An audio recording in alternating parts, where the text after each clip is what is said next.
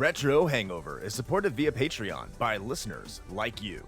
We would especially like to thank patrons Lyle McCarnes, Ashton Ruby, Randall Quiggle, Tony G, Stud Still Smash the Milkman, Keith Gasper, Miss Peachy, JC, Megan Caruso, Mast Keaton, Andrew LaGuarri, Ozzy Garcia, The Retro Vixen, Adam from The Good, the Bad, and the Backlog, Lunchbox, aka The Disgruntled Gamer, Dischimera, Jenny E, Rick Firestone, Parallax Puddles, Soha, Dave Jackson, Matt, aka Stormageddon, Retro Overdrive, B-Ross and Van Fernal from Super Garbage Day, Raging Demon, Storm Beagle, Eric Guess, Nomad from the Retro Wildlands podcast, Ash Event, Alan Bingham, Ryan, Player One, Mike the Ref from Backbreaker Gaming, Darth Emick, Low 5 Alex, Alt, Renner Dreaming, and Oh Me.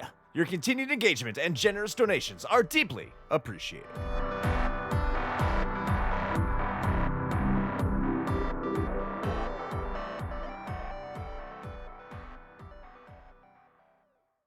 Open your ears and crack some beers. You are listening to the most recent episode of Retro Hangover.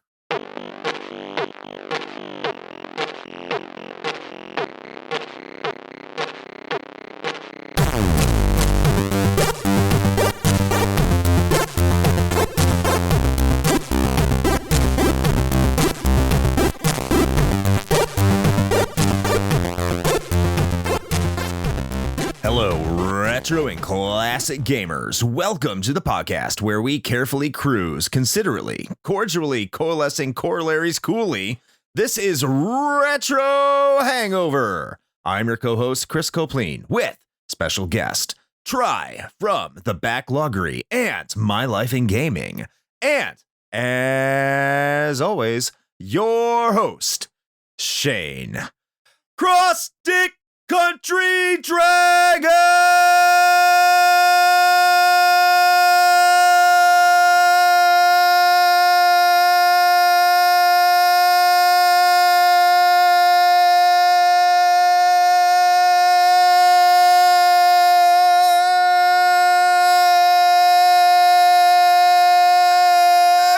Koski! I mean, I don't know about either of you, but my performance in today's game has never been careful or cordial at any point. Of course it was. It always is. You have to be the nicest person on the road. That's how you win. Nah, man. You gotta go fast. This is Sonic Kart. Sonic Car. Sonic USA. That's right. Cruis'n Hedgehogs. Now, Shane, we have to do an episode on Sonic R. You called it. I mean, we don't have to. Yes. Yeah. Oh, now we do. It's going to have to happen. It's going to have to happen next year. I'm going to put it on the schedule. You're going to have to commit the Sonic R because now you're talking about how Cruis'n USA is like Sonic R. And I'm going to show you just how much Sonic R is like Cruis'n USA. I cannot wait for it. It's going to be great. Oh, no. I will be conveniently very ill at that time. Welcome back to the show, Try. It's so good to have you on. How are you doing today? Yeah, doing good. You know, I really appreciated that Backloggery shout out in the introduction. You know, people, associate me, most strongly with My Life in Gaming. You know, the Backloggery is my roots. You know, I actually, possibly by the time this episode comes out, the very, very long awaited, long in development Backloggery.com site remake might actually be out. I'm not sure exactly what day Drumble is going to pull the trigger. He said on Monday that he was going to do it this week, but he got sick last week, so that might have delayed it a week. But yeah, it should be pretty soon. Exciting times. Looking forward to the Backloggery relaunching and seeing how that's going to turn out. We'll plug that at the end of the episode so you can find out when the Backloggery streams or all that information. Of course, My Life in Gaming. As probably most of you are aware of, but just in case, that will all be in the show notes and also plugged at the end of the show. But before we get into today's episode, which is about Cruis'n USA, as part of our, it's not exactly the right month because that would be October and that's spooky month and neither of these games are really spooky, but part of our 30-year anniversary celebration of the arcade games that made up the Ultra 64, kind of, We are going to do Cruis'n USA. But before we get into that, we are going to be talking about the games that we have been playing lately. And as we are wont to do, we let our guests go first. So, Try, what games have you been playing lately? A few weeks ago, I finished up Final Fantasy VII Rebirth, finally. After that, I picked up a save that I made in the original PS1 Final Fantasy VII that I played the Midgar section after finishing Remake. And then I picked that up and played the Rebirth section of the original game. Rebirth took me, I think, 106 hours, and that section of the original game took me about 13 hours. Fair bit of difference there. Yeah, I'm kind of between games right now. I had Josh from Still Loading podcast on a MLig stream a couple of weeks ago, and him being the Bond fan that he is encouraged me to play 007 Nightfire. I played about half of it on the stream, and so I've been, in the evenings here and there, I've been working on getting through a level here and there and that. Want to finish that. And then once I'm done that, I'm probably going to get back. I'm about halfway, I think, through The Great Ace Attorney Chronicles 2. And then I'll finally be caught up on all of the Ace Attorney games that have been released in English. Yeah, my son's a big time fan of the Ace Attorney games. Sounds like you are as well. Some pre-show conversation, at least more probably with Professor Layton, as you indicated. Actually, my son, my youngest son, is such a big fan of the Ace Attorney series that I think that's the reason he wants to become a lawyer, and also the reason that our one of our dogs' name is Sherlock. Oh wow! Okay. Yeah. He loves that series. Very much into RPGs as well. So look forward to hearing your thoughts if you're able to share them on Ace Attorney, and I will definitely direct my youngest son on those. Look forward to hearing that if possible. Yeah. I look forward to hearing his take on law school and how it's nothing like Ace Attorney. Yes, as most things in life turn out to be. So how about yourself, Shane? Disappointing. Yes. Let's see. How about myself? Well, I've had a little bit more free time since the last episode. And coincidentally, that also lined up with the big release, the big content drop of season 4 of Diablo 4, with the massive loot and systems overhaul. By all accounts, it's pretty good.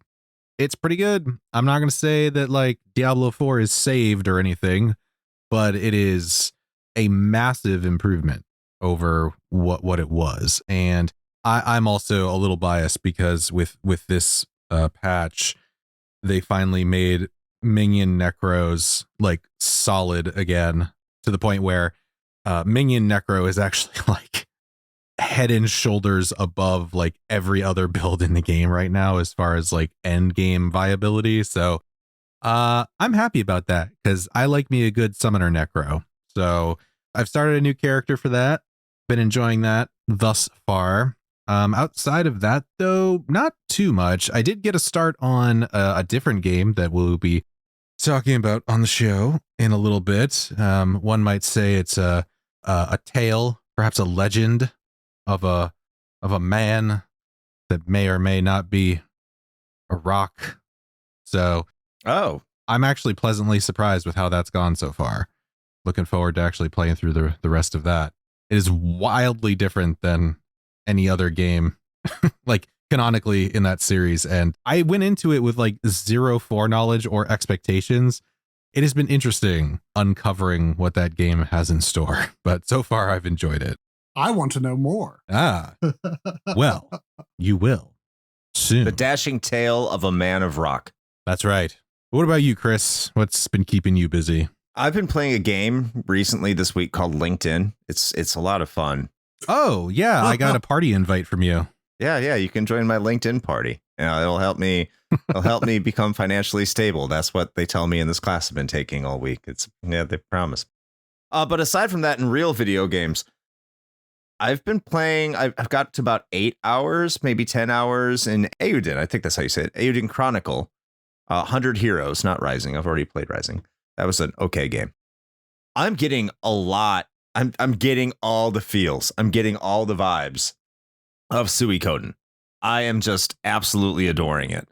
It's kind of like in that's between. Good to hear. Oh yeah, like if you love Suikoden, Eiyuden Rising is right where it's at. I've seen some mixed reviews out there. I don't know how it ends yet, so it could have its issues. I'm not going to say that it's perfect. I have no idea yet. I'm too early into the game to really give like my final thoughts on it. But like it gave me this feeling of the first two Suikodens kind of like in the Suikoden 3 structure. Not with like the selectable characters for each chapter, but like I know it's going to have three main characters that are each going to have their own story and just kind of the way you traverse the world and everything like that. Of course, because Suikoden 3 is a 3D game, Suikoden 1 and 2 are 2D games. I'm getting a lot of vibes from both. And like, I was just almost emotionally overwhelmed because I was playing the game. And then in one of our chats, we were also talking about EverQuest and watching some old EverQuest videos. And I felt like I was in like some like the early 2000s, 1999 or something like that. And Nice. And I was just like, oh my God, I miss my childhood so much. So I definitely got a lot of that. So that's what I've been playing is Eiyuden Chronicle, 100 Heroes. I have not, but I've been meaning to play Virtual Highlight. The biggest reason I haven't played that is because I'm afraid, because that game does not look appealing in the slightest, and it's one of those games that that's the Saturn one, right? Yes. Yeah, you know, I don't know. I mean, Corey booted it up randomly for a little while on stream, and we were like, I don't know, like it looks weird and janky as heck, but it's also like it kind of I just for such an early era of 3D, it like kind of teases this like huge sprawling world. And don't get me wrong, it looks weird and kind of dumb, but in a way that I'm like, man, I don't know, I'm kind of into this. I kind of want to try it myself. I haven't tried it myself, but it looks I don't know, it looks bad in a way that appeals to me. I don't know. Yeah, it's one of those games because it uses the engine from what's the game that Joe Redifer on GameSack always promotes with the golfer, Craig Stadler for the Saturn. It's not like 36 Great Holes because that's a 32X game. Yeah, the Craig Stadler game, you know. Yeah, it uses the same engine. Get yours and mine. It's the same engine. Yes, wow. It's the exact because they're both made by T&E Soft, so that's why it's hideous. But like every time, like I've heard, like exactly what you said. Like if you give the game a chance and you actually play it, it's supposed to be pretty good. So I want to sit down with it. Yeah. I've not really played much of any Hydelide version. Yeah, I don't know. Something about that little taste on that one stream made me think like, man, I don't know. I kind of want to try this. That's the next game in my quest to review every single North American Saturn game. And thank you to everybody who reached out and said they liked the first episode of IO Saturnalia. I did appreciate that. So I'm just letting you know where that's at, and the struggle is the mental block of trying to approach Virtual Highlight and be able to review it appropriately. So look forward to that in some time. But that's kind of where I'm at right now in real time with that series. But that's what I've been having going on right now. Shane, I think that leads us into our brief history, where we're going to be talking about some Cruis'n USA. Cruis'n. Yeah. Cruis'n USA. Yeah. So how about you cruise right into this brief history and let us know what's up? Hell yeah, brother.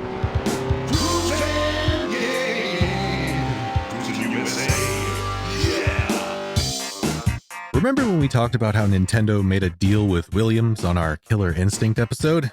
Well, this brief history is a little bit of a continuation of that.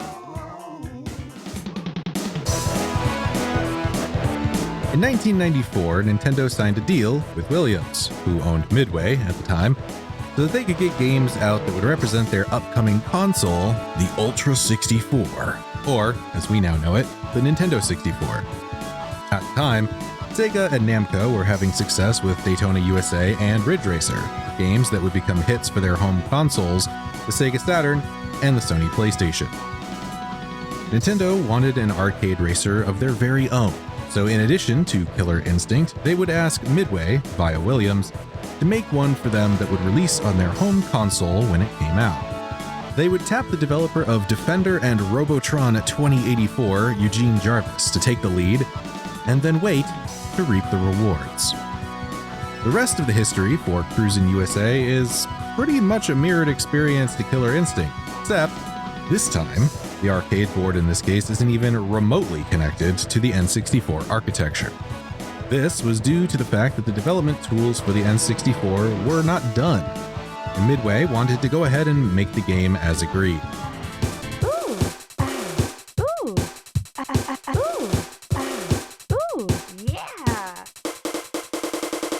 Cruis'n USA would release in the arcades in October of 1994, and was among the best performing releases for that year, despite being late. It was also fairly well received. However, as the N64 wasn't quite as powerful, the console version would have to be severely downgraded. It was also censored, with Nintendo wanting the ability to run over animals, as well as the appearances of the president and his wife, Bill and Hillary Clinton, removed from the game, causing Cruis'n USA to miss the system's launch. On December 3rd, 1996, that version would find its release in North America, with the European version coming out much later on January 30th of 1998. It was horribly reviewed by critics, only garnering a 51% in aggregate. Most of the complaints were due to the game's frame rate, which performed worse in two-player mode.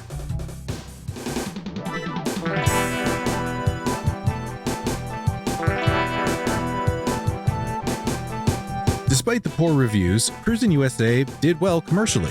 It would go on to sell almost 1.8 million copies and become the 29th best-selling game for the Nintendo 64. It would also result in 5 additional sequels, the latest, Cruis'n Blast, being released in 2017. Even with the game's popularity, it has only seen a re-release on the Wii's Virtual Console in 2008. And that is your brief history of Cruis'n USA.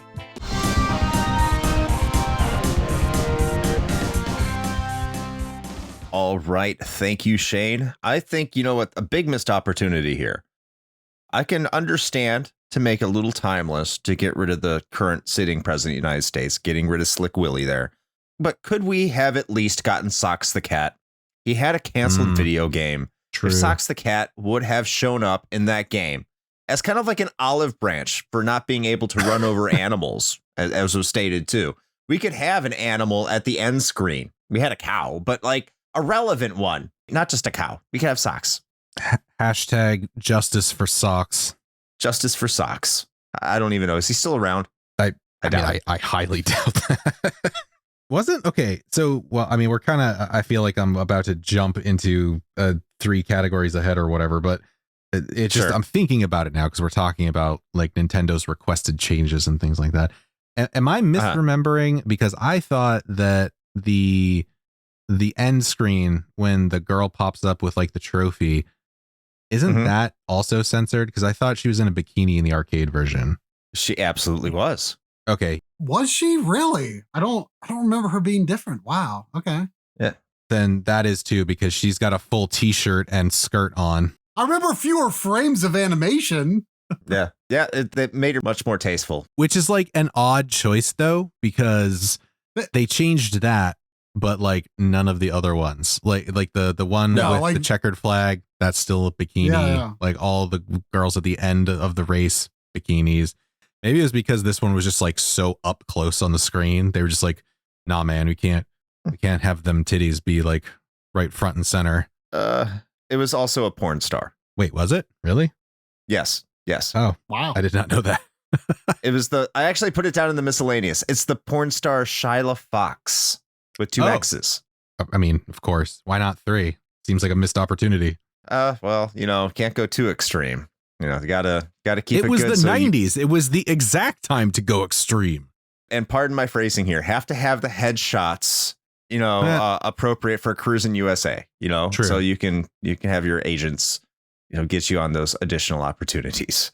Like Cruis'n USA. Apparently born, I did look this up prior to. She was born in Chicago, which is appropriate for Midway hiring her because they were a development company out of Midway.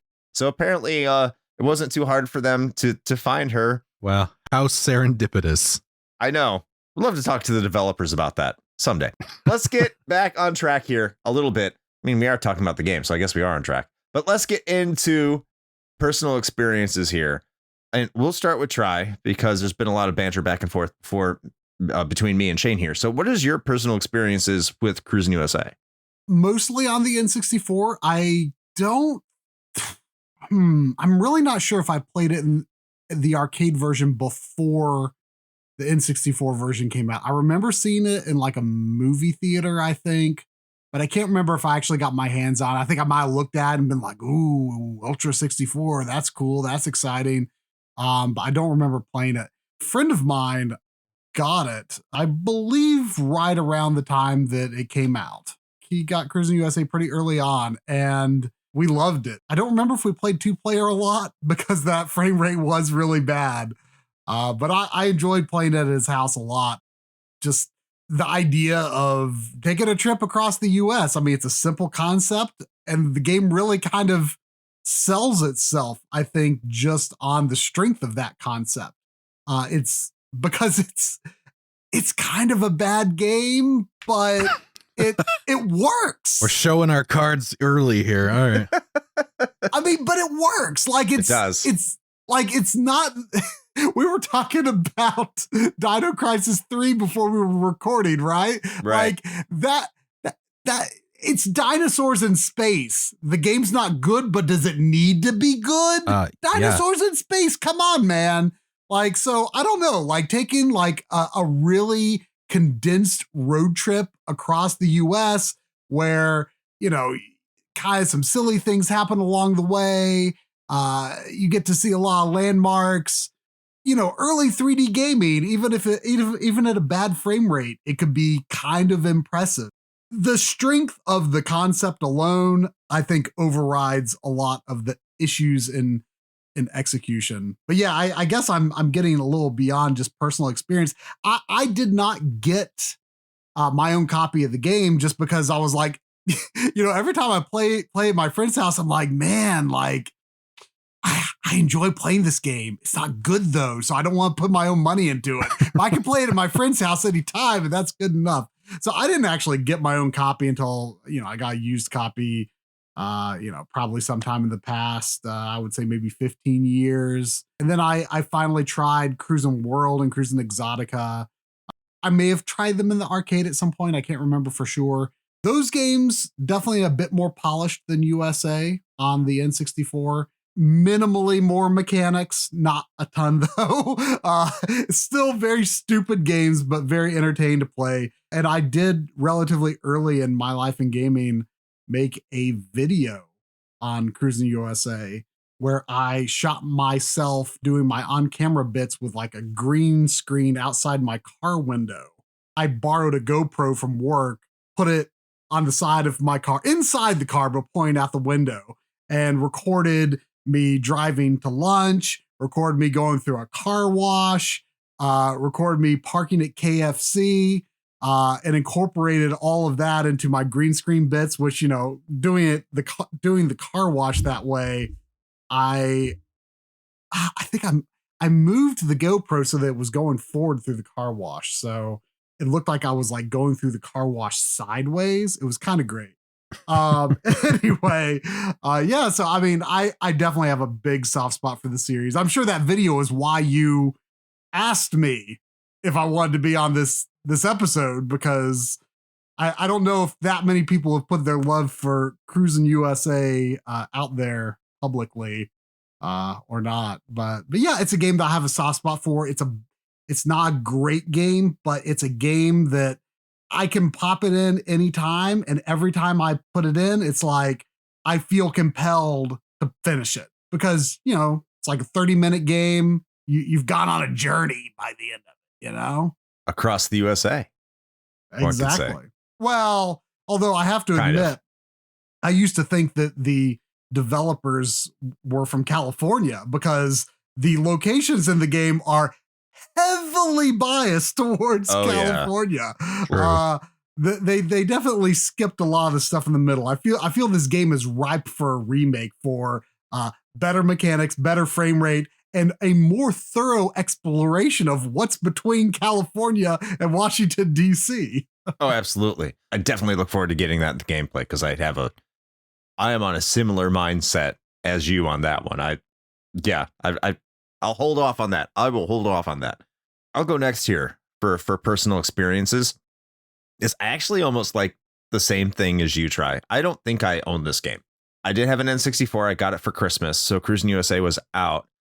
And I think I got Mario 64 and Wave Race were the two games. I can't remember the exact game. I know I got Mario 64 for sure, but my friend got an N64 at launch.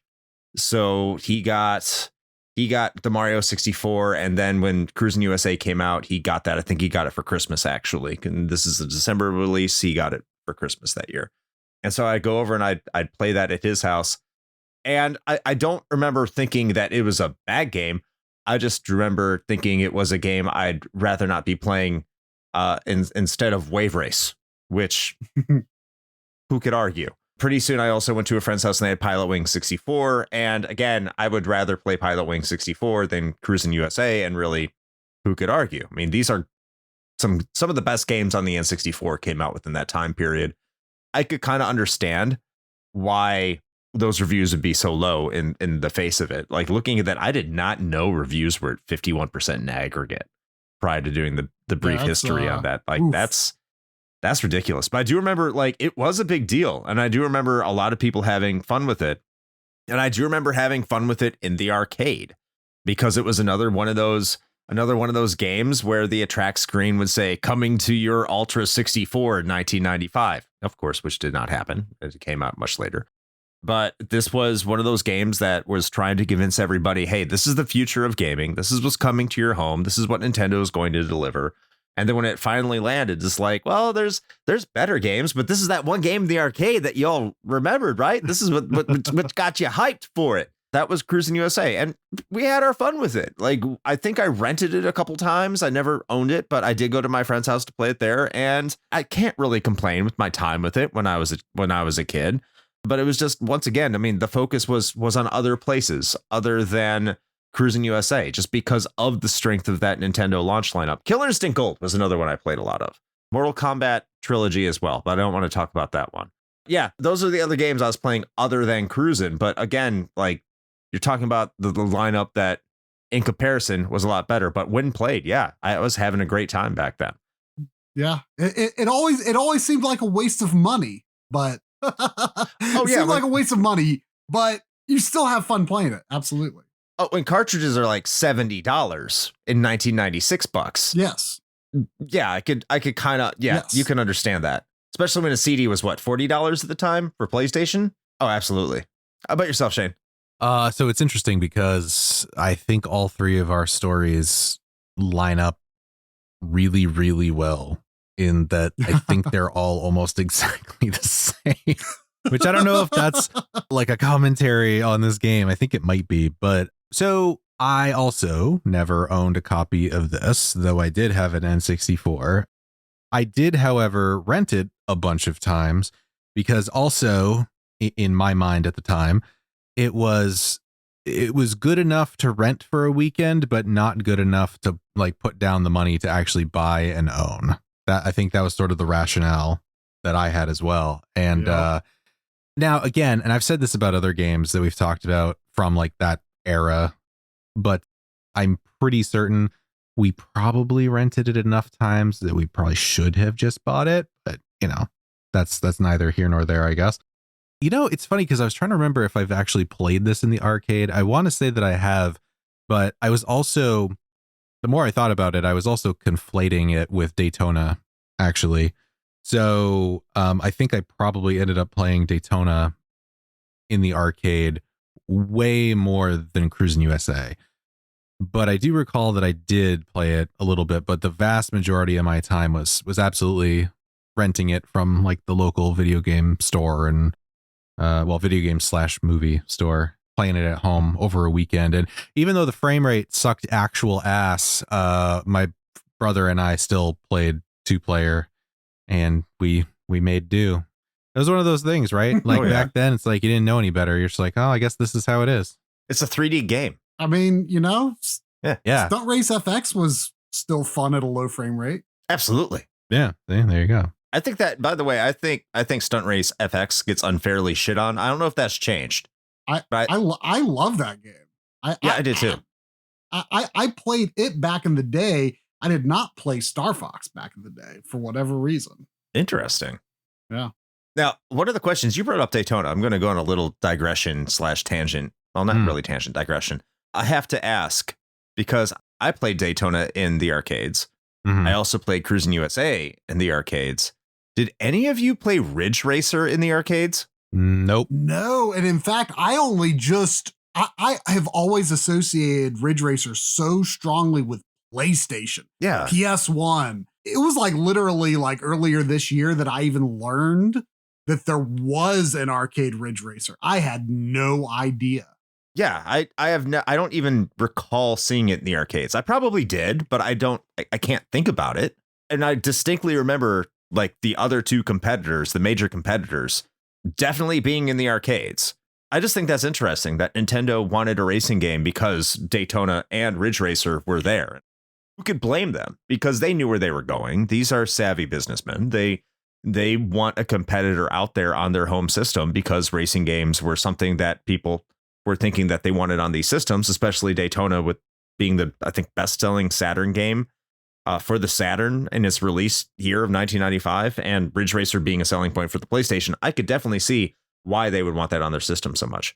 But I don't even remember that being in the arcades at all. So that's interesting that they would look to that as a key selling point, especially from a Western developer of all things, because I think that may have been just a common thread through a lot of Western experiences, especially in the United States, that they would go to a North American developer to make their racing game. That's pretty wild to me, because Daytona is based off like kind of tangentially through NASCAR as well, like a Western themed racing event. So all wild.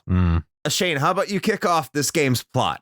What's the plot of Cruis'n USA? Thanks, Chris. So glad that you volunteered me for this. Yeah. Hey, there isn't one. How about that? By the way, I double checked, and either one of you free to correct me. But I went and pulled up a PDF version of the Cruis'n USA manual for the N64, and nah, man, there ain't shit in there. They don't even attempt to have like a plot or anything. They're just like, here are your controls. Here are the cars. Which is also hilarious, by the way, because they pretty much call themselves out in the car descriptions, where there's a couple of them. They're just like, this one kind of sucks. But then like the rest of them are just like, yeah, this one's good at this. This one's good at this. And then like the first one, the muscle car, they're just like, yeah, this one's not really good at anything, but man, it looks cool. We're like, cool. Thanks, I guess. But no, I mean, if you want to talk plot and writing, that's about the most you're going to get is the descriptions of the cars, I think. What was it? Welcome to the Hall of Fame. Yeah. There's some words. I always used to say, my friend who had Cruis'n USA, he was always so annoyed every time that voice comes up that says, welcome to the Hall of Fame. I would always just, for whatever reason, because I was a dumb teenager, I was like, I don't feel very welcome to the Hall of Fame. I don't know. I just said reflexively every time, and he would like stare at me every time that screen came up. He's like, don't say it. Don't say it. I don't know if this would go in sound, but I'll put it in writing. I do think it's kind of funny. And a lot of the early stages, they kind of drop it later in the, like beyond the halfway point. Like once you get to the Grand Canyon / everywhere else, they stop saying these voices at the very beginning of the stage. So like at San Francisco, you're driving through San Francisco and they're like, oh, look, it's San Francisco. It's like, yeah. We know. Oh, wow. Mount Rushmore. It's Mount Rushmore. Or they're like, oh, so this is the Grand Canyon. Like, Yeah. And it looks, by the way, nothing like the Grand Canyon if you've been to the Grand Canyon. I didn't know that the Colorado River was a road that was paved that you could drive down. I learned something new every day. Especially on the N64. Especially on the N64 with all its graphical glory. But yeah, there's the plot. Anyone have anything to add to the depth of Cruis'n USA? No. I mean, there was one YouTube comment that said Cruis'n USA, more like Cruising California. And I was like, yes, there you go. That's a good segue into our gameplay. This is a racing game where you do cruise across the USA from California, and then you swing up, go through, you leave Arizona, and then head directly north to go through the Dakotas. I don't remember the names of the streets. They're interstates in the United States. Look at a map. Go through Chicago. Mostly in California. And then go to your final destination, which is Washington, D.C. So you still have some coast to go, and you miss a lot. It is a racing game, as I said, arcade style racing game. I'll go more into my thoughts here. I think there's one other game that kind of did what it did in comparison to another game, but I'll get there. But let's start this off with Try, because you alluded to this, the California Dreamin'. So what is your thoughts on the gameplay here with Cruis'n USA? I mean, I love the fact that this linear journey across, the US. I love that it's not lap based, that, you're going from point A to point B, and then you're on to, a race that in theory picks up immediately after.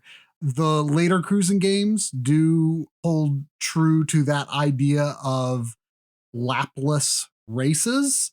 But I do think, even though those are overall better games, they do lose something for the lack of that cohesive linear journey across, a clearly defined space. Mm-hmm. Like I said before, I think the strength of the concept is what the game lives and dies by.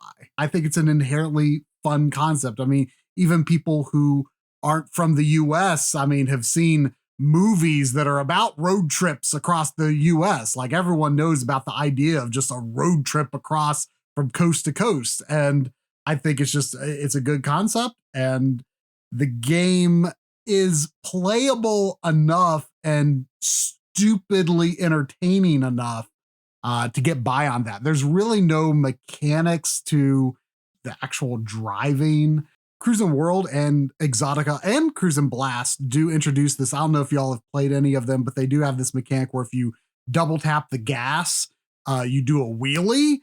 Oh, wow. And then if you hit, this is the best thing about these games, if you hit a vehicle in front of you while you're doing a wheelie, you vault over that vehicle and fly many, many, many yards, doing 360s multiple times. I don't know how many, if you would continue calling that 360, 1080, I don't know. You just spin and spin and spin and spin, and you gain speed as you're spinning over the cars in front of you. That's the main gameplay addition. Other than Cruis'n Blast has drifting, and you can earn nitrous boosts through drifting, very similar to the later Ridge Racer games. But USA, no, it doesn't have any of that. You just hold gas, move the analog stick left and right, go into first person view. If you're out in, I think it's Iowa, and you want to see the bugs splat on your windshield, that's always a jolly good time. Wait, that happens? It does happen. Yes. Oh. Yeah, it's great.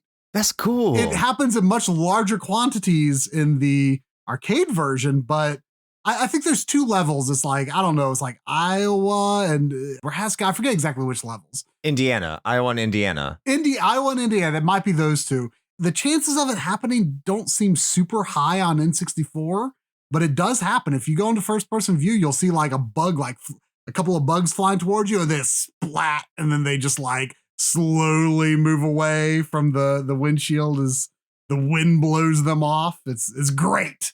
It's great. I'm pretty sure there's also bird poop in the arcade version.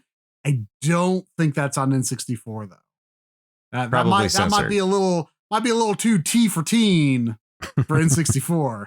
It is poop. That's spicy. That's some spicy poop right there from the birds. Shane, I'll let you go next on this one. What's your thoughts on the gameplay? Initial thoughts? I'm actually glad I'm not the only one that was going to bring this up. This is probably going to be a through line for most of the rest of my discussion of this game, and that is, Cruis'n World is better. It is a better game. Yeah. Yes. So here's the thing, right? Is while I enjoy the gameplay mechanics of Cruis'n USA, they're fun. They're very arcadey, which is the style of racer that I prefer. I've never been like a Forza person or whatever. Like I've never been the one that's like, I need my cars to perform exactly like they would in real life, and I'm gonna tune them to like the nth degree, and I'm gonna tinker with I don't give a shit. Like I just want a car that's gonna go zoom and skid around corners. Like I don't care about the rest of that. So this is definitely in my wheelhouse. And so like the base gameplay I do enjoy. Having said that, there are times where I do feel like the controls are maybe a little squirrely. Outside of that, I do enjoy the gameplay. I like the idea, as we've said, right, of like this notion of doing this cross country road trip / race thing. I am disappointed that it is very West Coast centric, because as we've brought up, I think there's a lot of missed opportunities there to kind of spread it out a bit more and get a better sort of like snapshot of some of the different areas across the US. But, you know, it is what it is. But having said all of that, I know that this episode is supposed to be about Cruis'n USA, but it's really hard for me not to talk about both of them sort of side by side, because they were in that era. And so like, you know how I said we rented Cruis'n USA quite a bit? We rented the absolute shit out of Cruis'n World. So it's difficult for me to kind of separate the two and not make a comparison, because even though that's kind of really the only addition is the cool little flips you can do, dude, it adds so much more fun to the gameplay. It's so stupid and so good. Yes, like the fact that not only can you pull those tricks off on other cars, but you can do it on like jumps, like hills in the road as well, and you get like crazy air from doing that. It's a very simple thing, but it really does add a lot of sort of dynamic gameplay. Anyway, clearly what that means is that we need to do an episode about Cruis'n World. But anyway, yeah, by and large, I do enjoy it. I do feel like it's a little, it's competent, but it's a little bare bones. And I think that's part of the reason that I don't usually go back to this one. And this kind of segues a little bit into the graphics and presentation as well, is that I always get the sense playing this game that that there could be more. There could have been more. And it feels sparse, I guess is the right way to put it. I don't know. Real quick, while you're talking about the gameplay of Cruis'n World, refresh my memory. Do you remember if you have to get first place in Cruis'n World? Because I feel like you maybe don't. To keep progressing, you mean? To keep progressing, I think you have to get first. I know you have to get first in USA. Mm-hmm. Yeah. I feel like you might have to get first in Exotica, but World, I feel like might not be as strict, which that's something that I forgot to mention on the gameplay of Cruis'n USA is the requirement to get first place is kind of the one roadblock in the way of just having your good dumb fun. I mean, for the most part, it's a game that you can finish in like 30 minutes, and it really couldn't. It would outstay its welcome any longer than that. And if you don't get first place, like it's kind of like maybe I should quit. You know? Right. Yeah, I don't remember Cruis'n World like at all. I kind of do when you mentioned the wheelie. That kind of popped it off in my mind, pun not intended there. But when it comes to Cruis'n USA in and of itself, there's a few things that I do want to point out, obviously, because it's my turn to talk about it. This is a horrible way to talk. I have things to say. because Yeah. my podcast. Is that okay, guys? I have a podcast and I'm very important. But like the thing that struck out to me, to give credit where credit's due, and I didn't play Need for Speed. So I don't know if it has tracks where you have laps and stuff like that. But the thing that immediately stuck out to me is this is somewhat of an attempt of evolving Outrun. Because this is 3D Outrun. But it's not just one long track to the end. You have it segmented into these 2-minute segments, for lack of a better term there. It's a 2-minute segment, and then you go to the next segment, and you go to the next segment. It's actually more forgiving, especially on the N64, because you have unlimited continues to get to Washington, D.C. Whereas Outrun, you have branching paths, and I actually think that would have helped out Cruis'n USA a bunch if you could, instead of swinging up to North Dakota, driven through Texas instead and gone through the Southeast, or gone through the Sun Belt there and like Kentucky and Southern Ohio and stuff, and seen more things and with varying degrees of difficulty. I think that would have been a great way to implement the gameplay, because it feels like they were going for an Outrun feel. You have checkpoints. This is very much an arcade experience. You have oncoming traffic, much like Outrun does. You have a selectable music, which we'll talk about here in a while. Not as good as Outrun, but it's definitely in the same vein as that. So it seems like the team that made Cruis'n USA got a lot of their inspiration from Outrun and said, hey, let's make this game, but in a 3D version. And if that was their desire, I think they did accomplish that for the most part, because there's something that Outrun does that's just a little bit better. It's not segmented, because Outrun is an all-time classic. Let's be real. Outrun is great, but I would copy that too and try to bring that into the next generation of gaming, especially when it comes to an arcade and the way they would just convince people to put in more coins on every new level. One thing I do appreciate is on the lower difficulties especially. You can kind of do this in the higher difficulties, because I did increase the difficulty prior to this for the gameplay reasons, just to see what the difference was. But on the very lowest difficulty, if you have an original N64 controller and that's how you're playing this, you can play this game with one hand, because the Z button is accelerate. It's not A, which would be the natural inclination for a game of this period to do. You wouldn't typically map this to an R. Like, if you had thought about this, like, you have to think like the previous generation was the Super Nintendo, Genesis. Your racing games were mapped to like the A button for the Super Nintendo, or maybe the B button, or like the B button for the Sega Genesis controller. And here it's the Z button, with the brake being the R button by default, which is very interesting.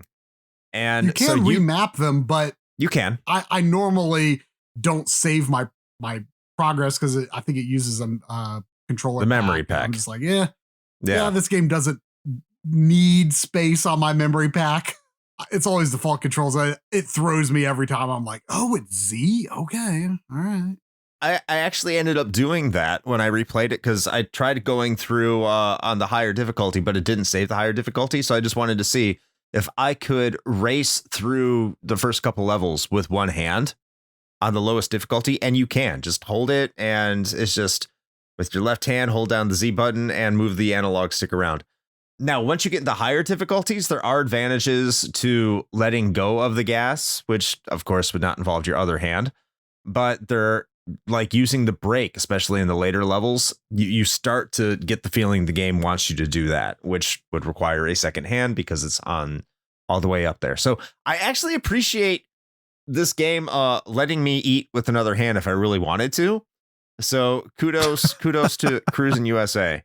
But the faults start to kind of creep in with some things that have already been mentioned, which is there's only like 12, 14 stages in the entire game, 7 of which are exclusively in California for a USA game. It's very jarring when you go from the Grand Canyon to Mount Rushmore in under a minute and 30 seconds.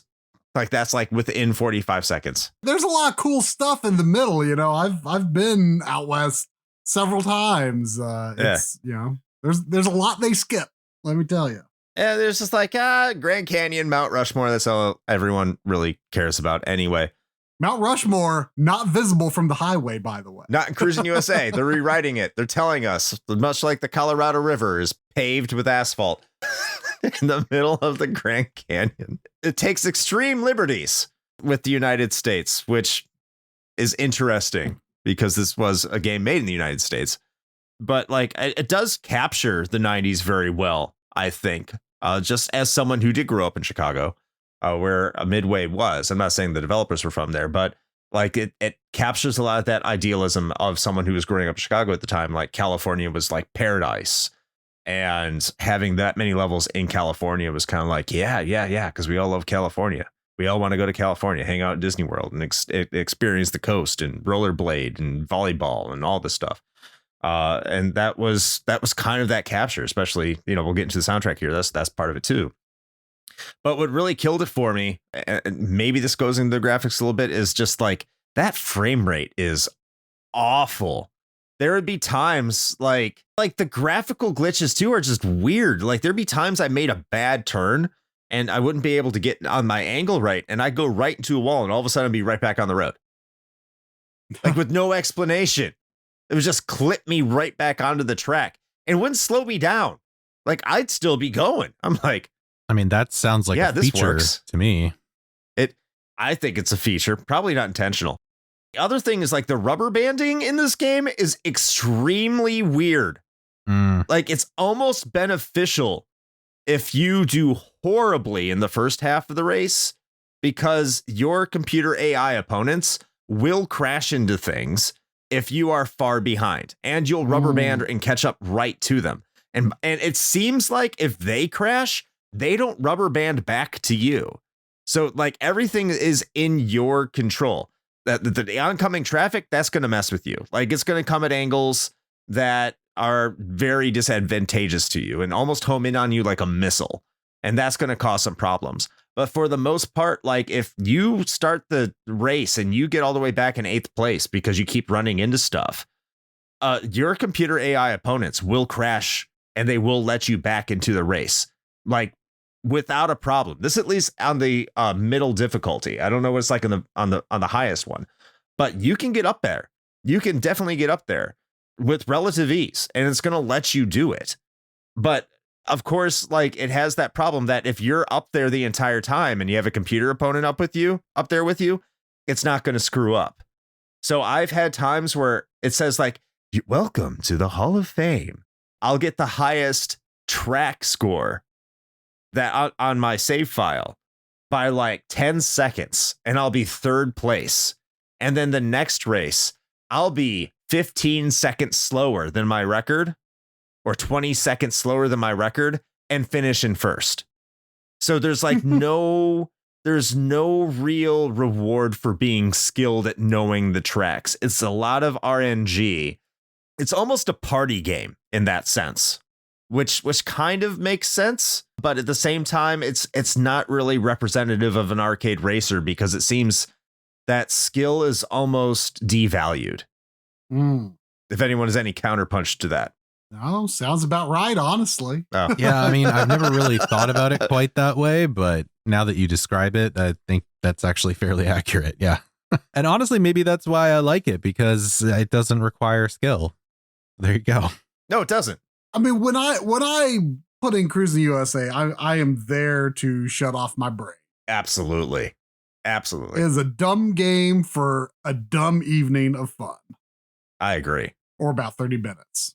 Oh, that kind of reminds me. I should have put this in the personal experiences, but now that you just triggered a core memory, it applies to both. It applies to Cruis'n USA and also Cruis'n World. But since we're talking about this one, we'll apply it to that. But my brain associates Rammstein with this game, because Why? I was listening to that album quite a bit at that time. And so I would have that on my boom box. Do the kids know what a boom box is? Anyway, the boom box, have that on in the background playing the Cruis'n game. So like those two things are like interlinked in my brain. So fun fact.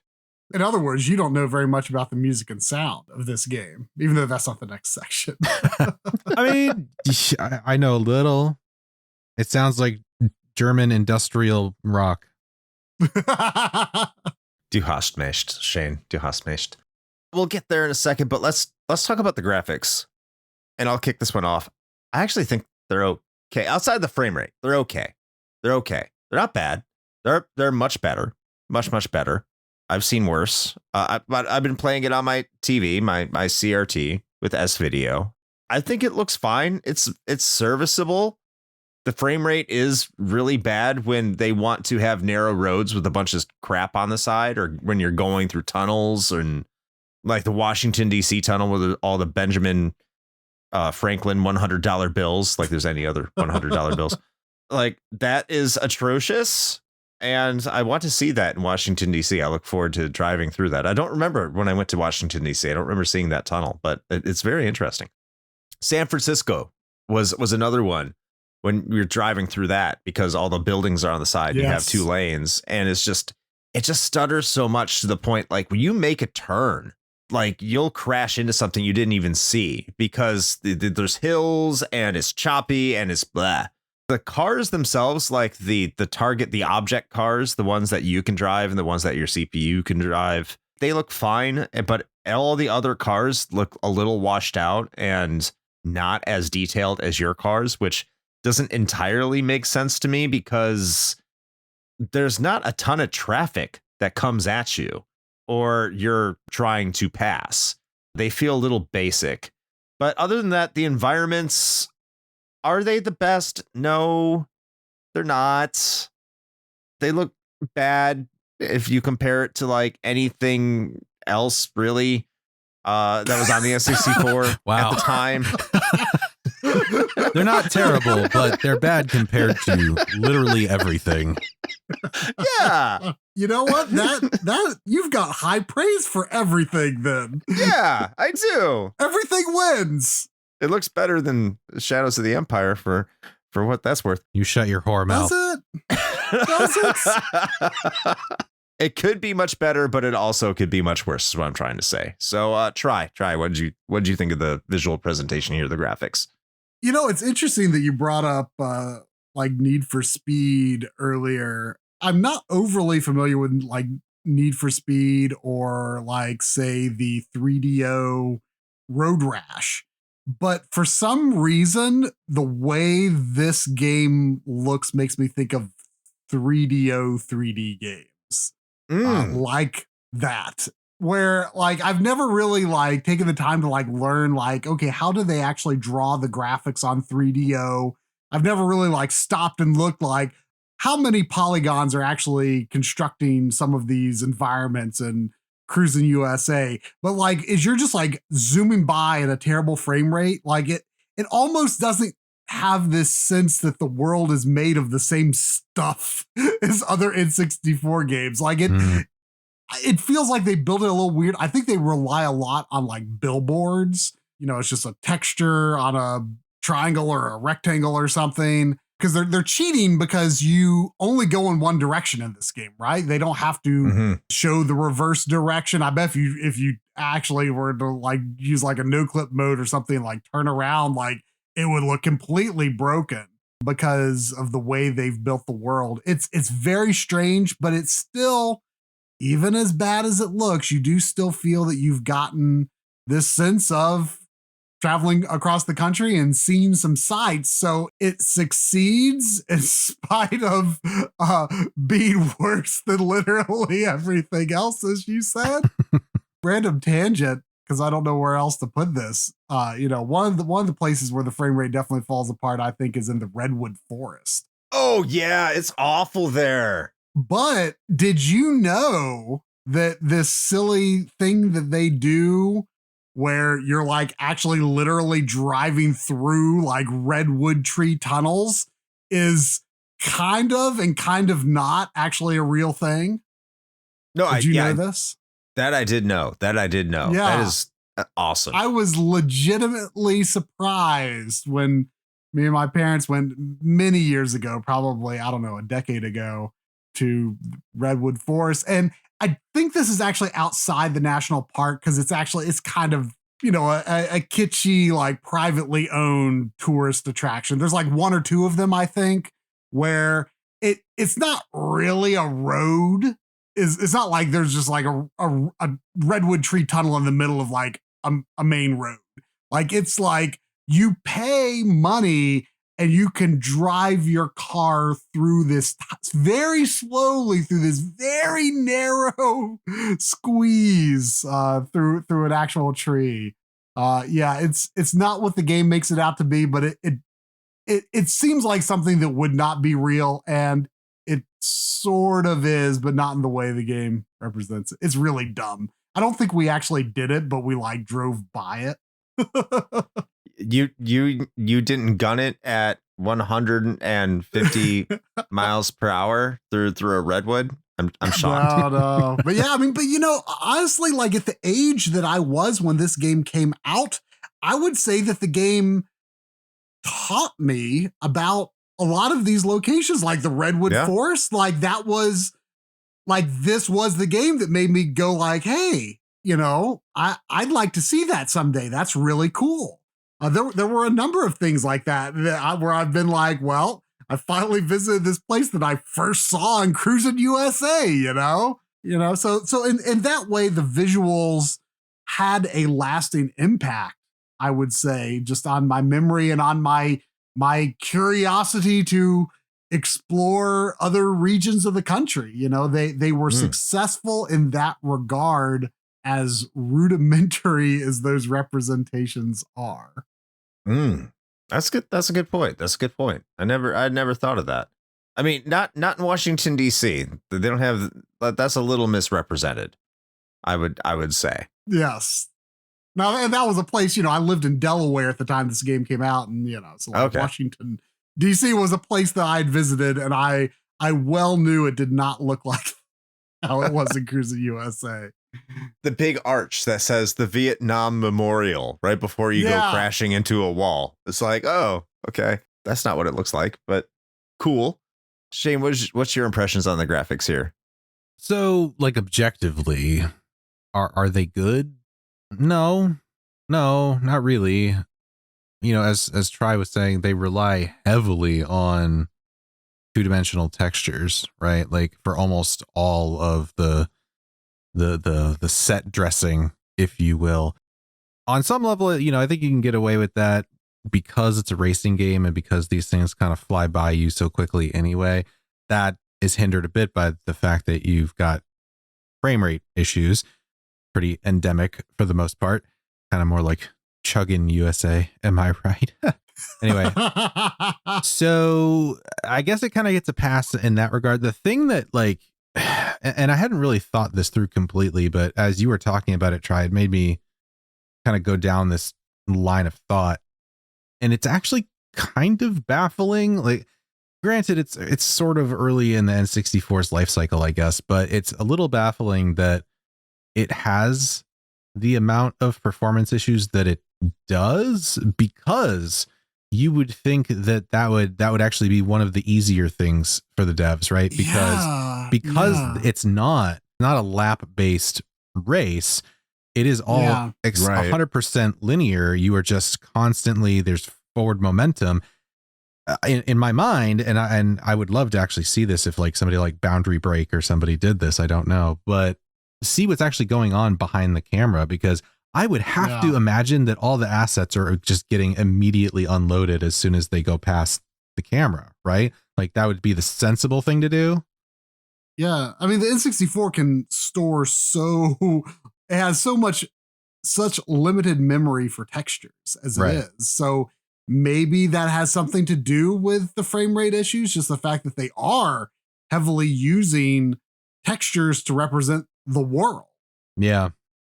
I don't know exactly what's leading to that, or just it was a misunderstanding of how to utilize the hardware, or maybe the fact that the system was as late as it was, they were just like, ugh, I really don't feel like going back to this game, and they just pooped it out. I don't know. At any rate, I do find that kind of surprising, and I guess doubly so in that even with the compromises that they obviously had to make to get the game to run even as it does on the N64, as I pointed out earlier, I do still feel like it's very sparse. Like, do you get to see some of the landmarks and things like that? Yes, which is cool, especially if you're a kid playing it and you're like, oh, look, that's a neat thing I recognize from the TV or the book that I got at the Scholastic Fair or whatever. So that's neat, but it always felt just kind of empty. Like I wished that there was more window dressing, that there was more life to a lot of these stages. And that, again, is another thing that I really appreciated about the follow-up in Cruis'n World, is because the tracks are much more dense with accoutrement. Like, there's a lot more going on, and it adds a lot more character. So yeah, it's really interesting to me that like they had to make that compromise, and we still end up with the performance issues that it has. Yeah, I think what's most disappointing about all that when you're talking about the potential here is that Nintendo probably could have gotten ahead of it and given to the developers the architecture immediately, because as soon as they had it available to make it for the N64, because as we stated in our brief history, this was the game that was trying to showcase the potential of the Nintendo 64 and saying this is the reason you should be excited and you should buy one. So for the architecture to be so incredibly different and Nintendo not to realize that, or maybe they did and they just didn't care. I'm not sure how it ultimately went, but they should have realized that this was architecture that was going to be more powerful than their upcoming home console. So as soon as they had that Silicon Graphics dev kit ready and raring to go, and like, hey, this is the final product, they should have been like, Cruis'n USA is a game we want at launch for our console. Hey, Midway, here you go. This is the actual final product, and we will help you to the fullest extent to make sure that everything looks and runs correctly, to make sure that the arcade version is most represented in this home release. I don't feel like they did that. Now, they had other things going on over at Nintendo, so that's probably pretty understandable. And maybe perhaps they weren't incredibly happy with the product that Cruis'n USA was, especially when they're breathing down their neck for the censorship issues. That could be something that a company like Nintendo, very conservative out of Kyoto, as they famously like to say, could have soured them a bit on the prospects of giving their full weight behind Cruis'n, especially because a lot of those aspects don't make it a universal family game, as Nintendo is famous for putting out. So this could kind of be like, in their minds, a little bit of a lost cause, especially with the developer they're not always thinking about working with, that they didn't give them the full access to assets that they could have, resulting in a lot of those performance issues. That's just what's running through my mind at the current time. It is so weird, though, given that, I don't fully understand what the ownership situation is, but I mean, Nintendo does have a stake in Cruis'n. These games will never appear on a non-Nintendo system. Right. Even though it is a Midway game, and the most recent one was done by Eugene Jarvis's new company, Raw Thrills. Yeah, I don't fully understand what the ownership situation is. It's like it's never seemed like it's strictly a Nintendo brand, but they are able to execute some rights over it. So considering the level of quality that Nintendo is known for, it is surprising that they didn't want to do more to make this game all that it could be. Yeah, that it's shocking to me. All right, but let's move on to the music, which I think we're going to have a little bit better things to say here. Let's start with you on this one, Shane. I mean, other than Rammstein, what do you think? I mean, it's good. I like it. All right. I think, what was it? The LA Freeway level? That one always sticks in my brain because that's the one that's got the samples in it. It's like, ooh, yeah, ooh, yeah.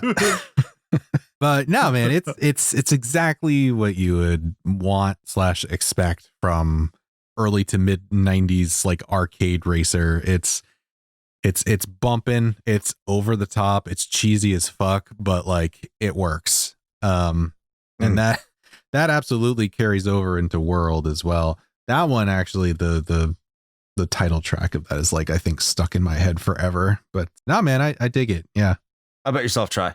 Yeah, it's a fun, silly soundtrack. I think intentionally so. You know, it's kind of got the a couple of tracks that very much have like that like surfer vibe to it, which it feels like it's done tongue in cheek. It feels like they're not like yeah, this is like legit awesome hot music, right? Like it was meant to be funny, but the result is that it is fun music. And you know, you've kind of got a radio and you can flip through all of the tracks for any track. You can listen to whatever one you want to. Although I just kind of usually take what the level gives me, unless I accidentally hit the radio button, because you know the default button mappings are a little bit confusing. So I usually hit the radio button at least once by accident every time I boot it up. At the time, I didn't get to hear a lot of voices in video games. So, you know, those occasional exclamations that you mentioned of like, you know, like, oh, the Grand Canyon, or yeah, so this is the Grand Canyon.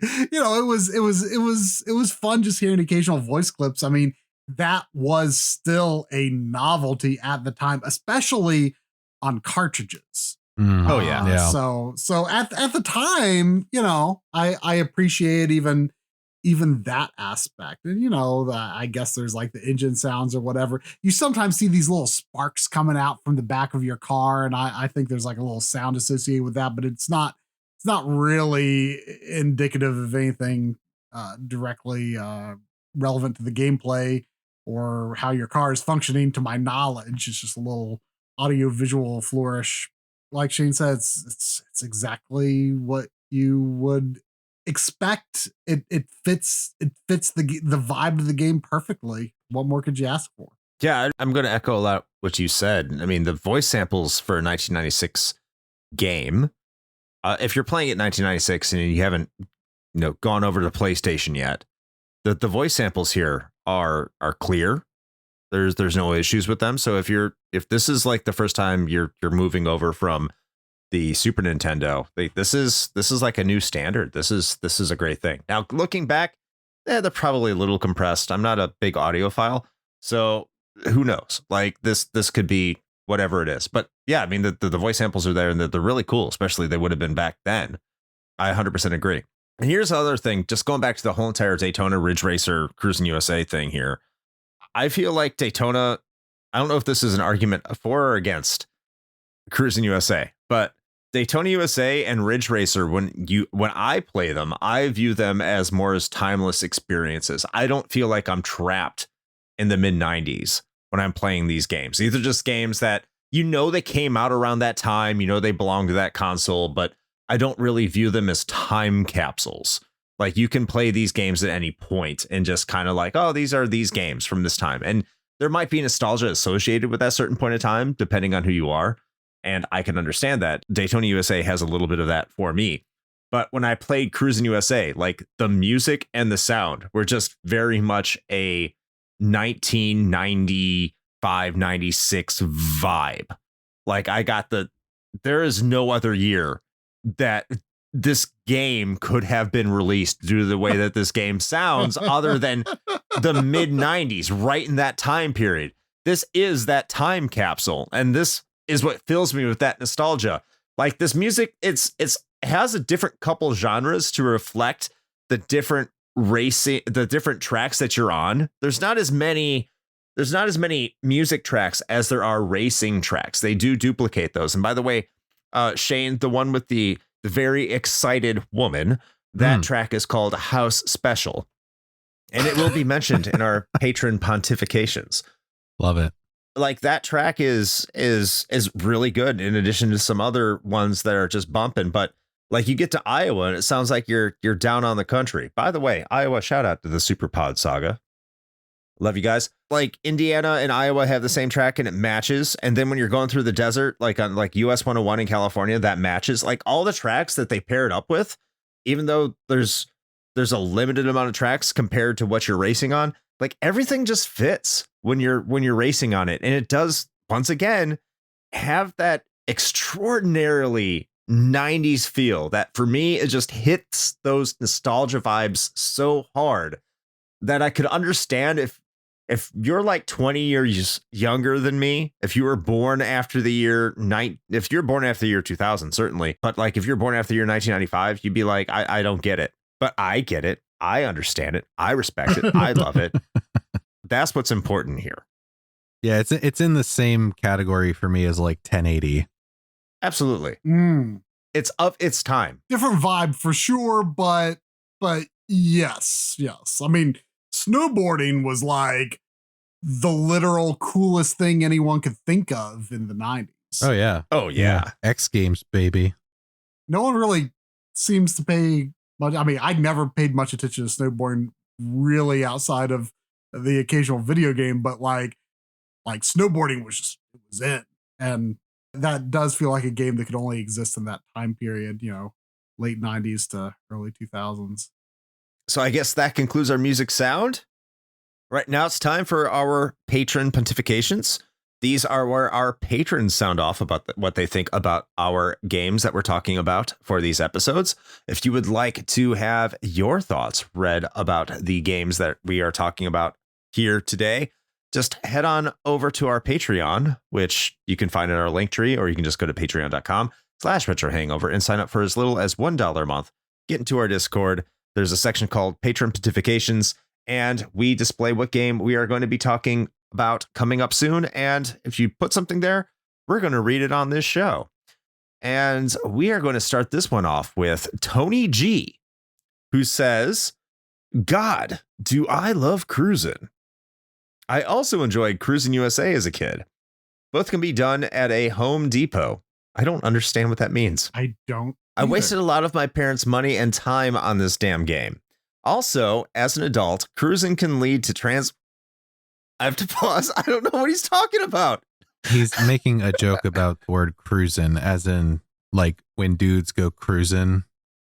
I haven't heard this term in this form. I'm just going to read this straight. It's fitting for Tony. Yes. Also, as an adult, cruising can lead to transmitted infection, but what they won't tell is that touching the steering wheel after all those germ-ridden crotch goblins will also cause a staph infection. Choose wisely. Wiley's fitting. Choose wisely. Choose wisely.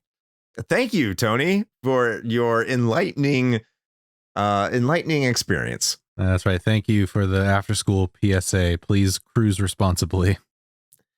I still know what this means. It's all right. I'll tell you when you're older. Okay.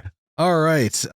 Next up, we have Matt, a.k.a. Stormageddon, from the Fun and Games podcast, as well as Reignite and Screen Snark, all over the podcasting scene. And they say, this was a seminal arcade classic. I had the N64 version back in the day as well. I remember loving it quite a lot as a kid. Fun racing and catchy music.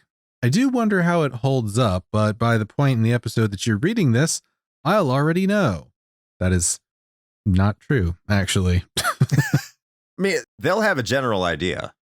Yes, but we haven't gotten to that quite yet. We're close. But at any rate, thank you, Matt. All right, next is Omi. And Omi says, I sat across from the Cruis'n N64 team while I was at Atari Games.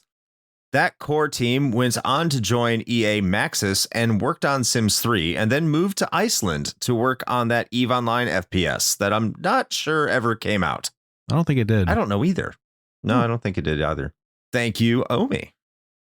I'm always like just I love his insight. Blown away by Omi's insight into this stuff. Next up, we have Storm Beagle from the Retrotopia podcast, who says, this was one of the first racing games outside of Mario Kart that I had patience for, because you could select cool, realistic, at the time, cars, and do just about whatever you wanted with them without worrying about crashing. The shortcuts were fun, and I'd always look for Cruis'n USA or World or Exotica whenever I was at an arcade or renting a game for the weekend. Honorable mention to San Francisco Rush. Thank you, Storm Beagle. Indeed. San Francisco Rush, an incredible game, by the way. So good.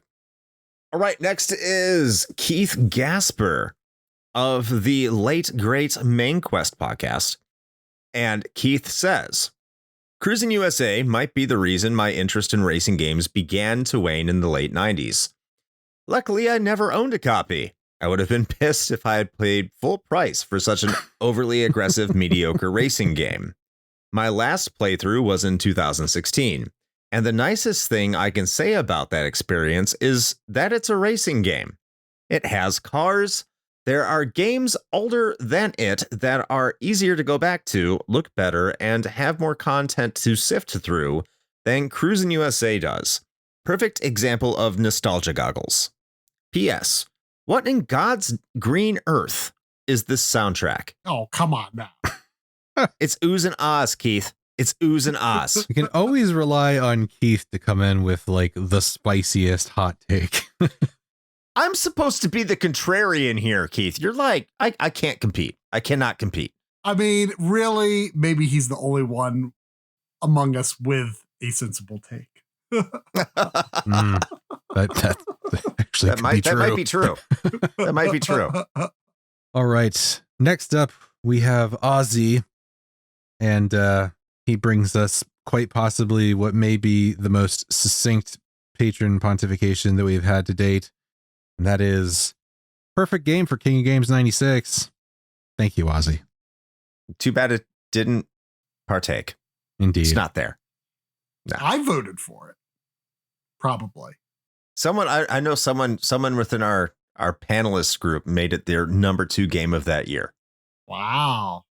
It was not me. I'm not going to disclose who. It was not Try. I'm not saying it was him. I know who it was. I know who you are. Just saying. Maybe you shouldn't rate fighting games all low. That's the start. Shade thrown. Anyway, moving on to Disc Chimera from Game Over Hell on YouTube. Go check them out there. I love Game Over Hell. They're such a great review channel, and they deserve way more subscribers. So go check out Game Over Hell. Disc Chimera says, one of the first games I remember renting for the Nintendo 64. The first of a blurry torrent of racing games. In fact, all in which I sucked really, really bad.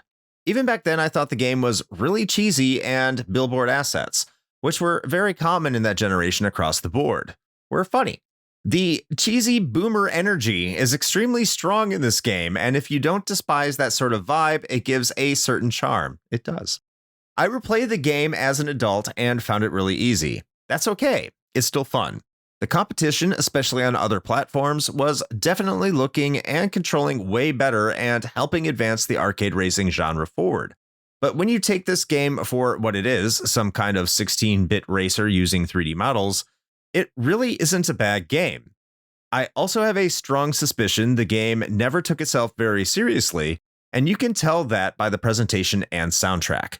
Or maybe I'm flat out wrong because I don't understand trucker culture. That's an interesting last line there. But for the most part, like, I completely agree. Ties in nicely to your Outrun comparison, which I thought was pretty spot on. Absolutely. Yeah, I'm 100% here with Disc Chimera for the most part. Okay, next on our list, we have the one and only Backlog Adam from the Good, the Bad, and the Backlog podcast, who is apparently picking up on the same vibe as Tony G, as he says, Cruis'n in the USA was an interesting experience. The truck stops seemed to be most effective, and I picked up a lot of loads on Route 66. Thank you, Adam. Thank you, Adam. Thank you. All right. Moving on to Ray, our bad game guy, the Kusoge King. And Ray says, I didn't play it much, but I had to lower the volume when my parents were home because of this track. And he posted in the pontifications how special the ooh-ah track, which, yeah, I mean, if you're, I can understand that. Yeah. That was like the same thing that I had to do with the original Diablo back in the day. When you fight the succubuses, when they die, they like make this sound that is, if you don't know the context, it's suspicious. Okay, tangent here. My dad had me play a game. I think it was called Crystal Quest. Is when he got me a Mac. It was wasn't the Apple. It was, I can't remember what it was called. But it was an edition of the Mac. And there's this game called Crystal Quest where you took a crystal and you had to collect things, and you went through a warp at the end of either side. And when you went through the warp at either side, like there would be a very, very loud, audible female moan that was orgasmic. And he was well aware of this. And I think he laughed every single time I completed a level. Me as a very prepubescent, probably 6 or 7 year old, did not understand this until I played it later. And then I figured out why I think my dad liked that game. But it was a good game aside from that. But I could understand why he thought it was funny that I enjoyed it. A little bit different on that side of the spectrum. I'm not sure how my mom felt about it, but my dad certainly got a kick out of it. So there is that. I don't know if that's the name of the game. I have to look that up. I'll have to look that up sometime because it was a good game. Oh, yeah, you could fire bullets and stuff out of your crystal. Anyway, I don't want to talk about that game. We can move on. All right. Let's see. What do we have next here? Dave. Dave Jackson from the Tales from the Backlog podcast, who says, I loved Cruis'n USA when I was a kid, though mainly on arcade cabinets at the bowling alley and over at one particular friend's house. I couldn't tell you whether the game is actually good or not, as I haven't played it since then, but we had a great time. That's a valid take. Yeah. That sums up the game. Yeah. You could take out the words "as I haven't played it since then." That's irrelevant. It doesn't matter if you played it, 25 years ago or yesterday. The simple phrase, I couldn't tell you whether the game is actually good or not, but we had a great time. I mean, that's cruising. Yeah, it is. By the way, Dave, I know this game will always be number 2 in your heart. Moving on to the Emperor. And the Emperor says, every time I went to an arcade, I went for the Cruis'n USA cabinet. Playing this game in the arcade was awesome. I was always fighting for first place to get that free play. The N64 version is a good alternative when the arcade cabinet isn't around. And I have not seen it around in a while. This is me talking. I have not seen it around in a while. So yeah, I mean, the N64 alternative is definitely the best alternative. And me and Try talked about this prior to coming on on this episode about the just accessibility of playing this game. And the N64 is far and away the easier way to play it. Yeah. Yeah, well, definitely not the Wii Virtual Console, that's for sure. Not anymore. All right, next up we have Soha, who says, I never played this game on the N64, but I did play it a lot at the local arcade. It was this game and San Francisco Rush side by side, and this one was really fun, but I honestly preferred San Francisco Rush's gameplay a lot more. Cruis'n USA isn't bad, however, but when you only got so many coins to use in one go, sometimes you got to choose the one you prefer best. Also because House of the Dead 3 would eat all of them in the process. That's fair. You go to House of the Dead 3 when talking about Cruis'n USA. I mean, must be in his country and down there in Brazil. That's interesting. I wonder when they came out all in relation to each other. I need to check that out. Because House of the Dead 3 was much later than. Yeah, I associate like House of the Dead 2. I remember seeing Cruis'n USA, San Francisco Rush, and House of the Dead 2, like all in the same arcade at the same time. Even House of the Dead 1, because that hadn't even made it to the Saturn yet when this one came out. That would be another 2 years. That's interesting. That's a really interesting time lapse. I want to know more about that one. Lastly, here we have Alt. And Alt says, I played the arcade version more than the N64 one, but preferred playing Cruis'n World. Hey, there you go. At my friend's place back in the day. I remember the stage with the giant trees. Once again, with cutouts in the base that you drive through and the music the most. It honestly aged about as well as those 2 Extreme, 3 Extreme games on the PS1 graphics wise. I really can see what he's talking about. I fully agree. The N64 had better racing games available for my liking, and it's hard to go back to some of those retro racers, especially ones that utilize a timer in their console version. One thing that I want to bring up here, he's talking about a timer. We didn't talk about this in gameplay. It does have a timer, but the timer in Cruis'n USA, even playing on like the standard middle difficulty, very generous. Mm-hmm. I never really had to ever think about it. I didn't even realize you had limited time, to be honest, until you just now mentioned it. I actually appreciate that this game also doesn't have like checkpoints. I've never loved checkpoint systems in racing games. Like, if I can get to the end of the race, why do you have to penalize me for not doing good enough multiple times during the race? I don't know. It actually does have checkpoints. Oh, wait, shoot, you're right. You're right, but it matters so It doesn't little. matter. It matters. You're right, it does. Wow. Wow, yeah, that aspect really doesn't.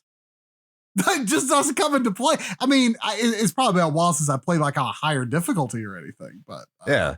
yeah, you're right. Wow. It probably matters in the arcade version for obvious reasons. Yes, Yeah, I was going to say, cynically, I'm pretty sure it's to get more coins. That's why those features exist. I've never felt they have a place in home console games though. Like some games, it's really annoying. Like to bring up Stunt Race FX again, I love that game, but some of the more challenging races, you can be in first place, and because of the way the rubber banding works in that game, you can be in first place and still fail because you run out of time before a checkpoint. There should never be a situation where you can be in first place in any racing game and fail a checkpoint. That should not be a thing that happens ever. I totally agree. I love Stunt Race FX anyway. Yeah, it's still a great game. I love it. I love the personality of it. Oh yeah. Oh, so great. All right, but that brings us to pretty much the end of this episode, where we're going to drop our conclusion here on whether or not this game holds up today. As is tradition, myself and Shane will go first before we give our guest the final word. And I think, Shane, I'll take it first this week, if you do not mind. Go for it. I will say kind of. Going back and playing this game on a higher difficulty kind of affected the way I wanted to say this, getting back into this, because the game can be kind of unfair and kind of cheap and have some weird rules where if you're just trying to get better at a game, there's some RNG and there's some rubber banding that's weird and all sorts of things that can kind of be prohibitive into getting into this experience. But at the same time, if you put this on the lowest difficulty and just want to shut your mind off and just have a good racing time, even with the poor frame rate, Cruis'n USA is there. It's there for you to just have fun. It's a pure fun experience. Are there better experiences out there that you can have, that you can just, as we've said earlier in this episode, specifically try, where you can just shut your mind off and have a good time? Yeah, they're out there. I think San Francisco Rush is one, Hydro Thunder is one, but there's nothing that I've played that, as we mentioned with that checkpoint system, because all those other ones have pretty brutal checkpoint systems. Cruis'n USA does not. You can make it from the beginning to the end and just play through it, feel accomplished, have a good time, feel like, yeah, it's a little janky, but I enjoyed myself for what it's worth. And that's Cruis'n USA. And no, it's not the best game you can get for your N64 by far. I definitely recommend Wave Race over it. But if you just want to just sit back, relax, and not have to worry about anything, Cruis'n USA is your game. So I'm going to say slight yes. It holds up today with major caveats. Shane? Yeah. So, I mean, I said this was going to be a constant through line for the rest of this episode for me. And I think it kind of culminates here in that, does it hold up? Yeah. In that it's still playable. Sure. Like I mean, I went back and played it again before we recorded this episode, and by all accounts, I had an all right time with it. It is still enjoyable. It is still playable. And so in that case, yeah, it does. But with the strong caveat that there are a lot better options, even contemporaneous ones. Right. And that's, it may be unfair on some level to compare Cruis'n World to USA because it is a follow up and thus sort of a refinement of the game and the formula, as it were. But given that they were both in this relatively condensed time period, it's almost impossible not to make that comparison, especially since they're both on the same console. And so I feel like if you're really jonesing for an early polygonal arcade racer, you're gonna have probably a much better time with Cruis'n World, even if you're sticking with just like the Cruis'n games, I guess. But so yeah, does it hold up? Kinda. It's still fun for like 20 or 30 minutes, but then again, you could basically get almost the same experience, but with like better things included, better tracks, better locations, more refined gameplay. You can get all of that in Cruis'n World. So then at that point, it's kind of like, why play USA when you've got this other option? So we're at two kind ofs, which is kind of yes, kind of no. So Try, why don't you bring us home? Let us know what you think. Does this game hold up today? Man, I keep thinking about that, the primary dissenting patentification from Keith. Yeah. Who did not have nice things to say about the game. But, ultimately, he's right. He is right. He should be right. But at the end of the day, I feel like this is a game that transcends the metrics that normal games could and should be judged by. Does this game really have a lot of interesting things going on gameplay wise? No. Is it particularly well made? No. But does it look good? No. But but it's just, it is fun though. Like it's so simple. It's so, it demands just enough from you to make you feel like you are accomplishing something, but it doesn't demand so much from you that you couldn't easily get to the end of the game in, 20 some 30 minutes. It's stupid. It's fun. It's just kind of this thing unto itself. And whether it is a good game or not almost doesn't matter. I mean, yeah, Cruis'n World is absolutely the better made, more refined game, but its locations never made the same kind of impression on me. And I think the key reason is you kind of are jumping around to these different locations around the world, which are cool. Don't get me wrong. Cruis'n Exotica does the same thing. Cruis'n Blast does the same thing. Cruis'n on the Wii does the same thing, which is a terrible, terrible, terrible game. But also I kind of enjoy it because it's so stupid. That one is legitimately bad though, but I have to laugh at its badness. This game is not like that. It's not legitimately bad. It's just, I don't know. But I love just that through line, just this feeling of going on a journey, even though it is so heavy in California and really condenses the long stretch through the middle of the country. I love that idea. I wouldn't be surprised if some similar ideas have been done maybe in indie games and I don't know about it.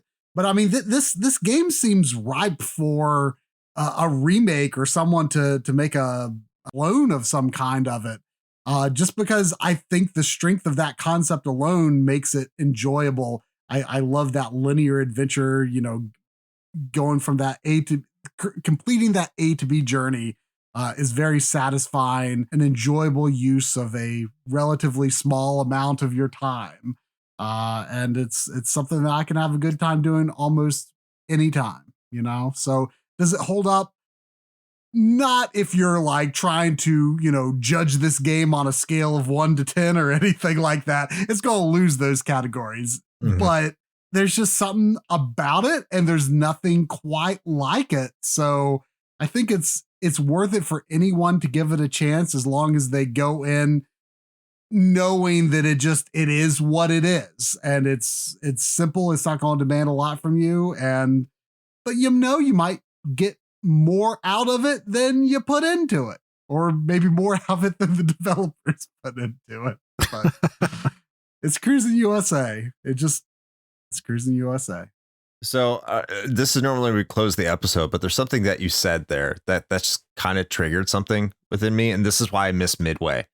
The reason I miss Midway the most is because I love it when I can tell the developers had as much fun making this game as you're having while you're playing it, regardless of quality. I mean, the fun is there. And Midway, I feel, was one of the best developers at conveying that.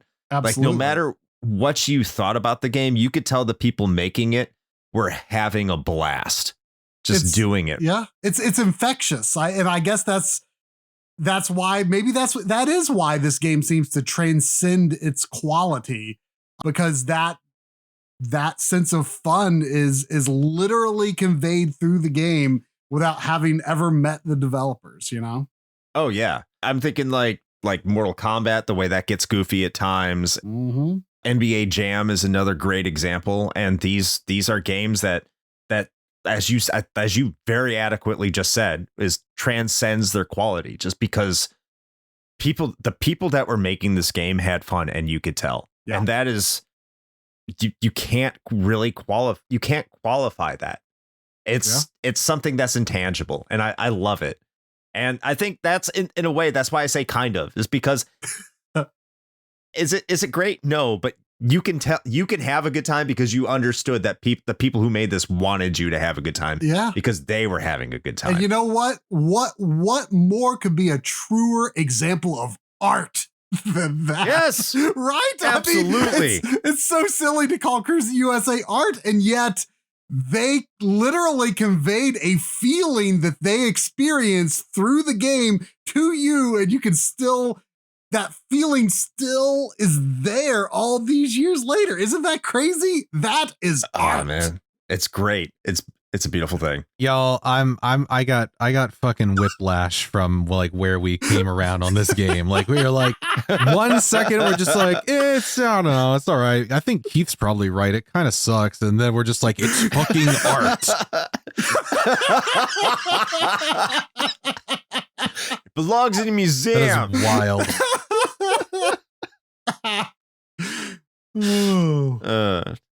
All right, so we are about ready to wrap this up. Thank you so much, Try, for joining us again. Last time you joined us for Dark Souls, and this is a little bit like lighter than Dark Souls, I think. A little bit less difficult, maybe. I don't know. It depends. Cruis'n Souls. Cruis'n Souls. Thank you so much for joining us again. I deeply do appreciate it. And thank you for joining us on the King of Games 96. The King of Games 96 has already been out. Try is going to be part of that. And I thank you for that. I look forward to having you on potential future King of Games episodes. Before we go off here, as I'm just praising you unconditionally, let us know where we can find you on the internets. Yeah. I mean, I'm primarily on the My Life in Gaming YouTube channel. We release videos, whatever videos we want when they are done. And we also stream every Sunday night at 8 p.m. Eastern for about 3.5 hours usually on the YouTube channel itself. Over on Twitch, I stream with the Backloggery crew on the Backloggery Twitch channel every Monday night at 7 p.m. Eastern. And like I mentioned at the beginning of the stream, backloggery.com, look for that site remake to be coming pretty soon. If the website looks like it was designed in 2007, then the remake is not out. But I thought you were going for that retro look. Some people might call it a feature. That got to Shane, I think. Sorry, I'm here. I'm alive. Okay. I thought you just had died from laughter. No. Well, how about Shane? How about you do this spiel and let the world know what else we have going on? Das Spiel. Yeah. So, hey, if you are listening to this, then that means you have already done the hard part. You have found us. So, hi, welcome. We're glad that you are here. We hope that you enjoyed the show. And if this does happen to be the first, your first rodeo then we hope you stick around. We've got a lot of extra content for you there. We are, as I keep bringing it up because it's still crazy to me, we are pushing a decade with this show. So if for nothing else, besides the fact that that's just yet another indicator that we are one step closer to oblivion, it also means that you can forget about your existential crisis by listening to like 200 and something episodes of Retro Hangover. So there you go. So please check that out. And you can also check out all our other stuff. We got lots of things. We got the Patreon if you'd like to support the show that way. We do have our merch store with some pretty sweet swag, if I do say so myself, as well as our socials and our YouTube and Twitch channels. And all of that can be found in one convenient location. All you got to do is head to linktree/retro hangover. That's linktr.ee/retro hangover, and tap or click the button that tickles your fancy. There you go. And Chris, I feel like, see, what we need to do here is we need to tell people that they got to go and watch Try's stream on like one monitor or like, you know, in one window. And then when 9 p.m. Eastern rolls around, they can fire up Twitch and they can see us, right? Yeah. So the beautiful thing about stereo sound is that you have two ears, so you can watch two shows at the same time. Yeah. So if you're watching the My Life in Gaming stream on Sunday, which you should do, because I go there at 8 o'clock when it goes live. You do. We appreciate seeing you. Absolutely. Why would I not? It's a fantastic stream and everyone should go there. And at 9 o'clock, we launch our stream. So what you can do is you can have My Life in Gaming on one side and us on the other side and have stereo sound going while you watch us both. I highly encourage that because that is our stream Sundays at 9 p.m. Eastern time, where you can watch us play a video game of some kind. I am currently going through Final Fantasy IV Pixel Remaster for all of you. I will soon be going through the Final Fantasy V 4-Job Fiesta for all of you. That won't be on Sunday. But if you want to know what I am going to be playing that, because the 4-Job Fiesta is almost upon us, then just head over to twitch.tv/retro hangover and subscribe to us there, and you will get content. We are there to provide content for you. But yeah, Sunday streams at Sunday at 9 p.m. Eastern time. Hope to see you there. Great conversation, great community. And that's all I got for you, Shane. So back over to you. All right. Well, I think with all of that now being said, until next time, play with your That Trophy is totally not being given to you by a porn star joysticks.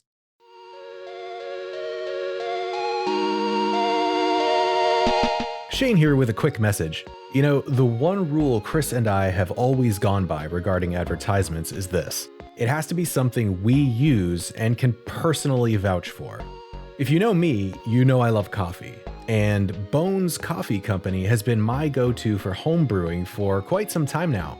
Their small batch beans come in an impressive variety of flavors like Mint Invaders from Chocolate Space, or Electric Unicorn, which I swear tastes exactly like Fruity Pebbles.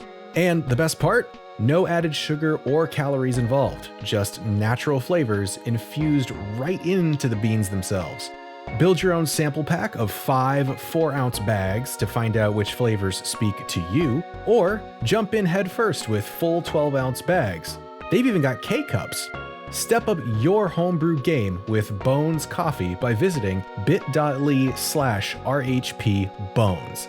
That's bit.ly/RHPBONES.